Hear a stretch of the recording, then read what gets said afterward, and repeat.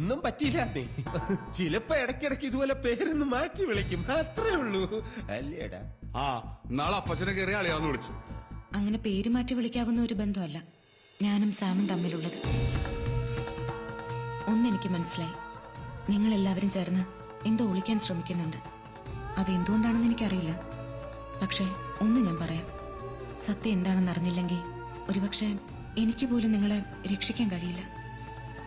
ഈ കൊട്ടാരത്തിലെ നിയമങ്ങളെല്ലാം എല്ലാം അറിയാമേ. എന്റെ പൊന്ന് രാജ്ഞി, തല വെട്ടരുത്. എല്ലാ സത്യങ്ങളും ഞങ്ങൾ പറഞ്ഞോളാം. ഇപ്പോഴും എനിക്ക് വിശ്വസിക്കാൻ കഴിയുന്നില്ല. എനിക്കറിയാവുന്ന സാമിന് ഇങ്ങനൊരു... വിശ്വസിക്കണം. ഞങ്ങളുടെ ഈ യാത്ര പോലും ചികിത്സയുടെ ഭാഗമായി ഡോക്ടർ നിർദ്ദേശിച്ചതാണ്. നിങ്ങളെയൊക്കെ എനിക്കറിയാം. എവിടെയോ എപ്പോഴോ കണ്ടു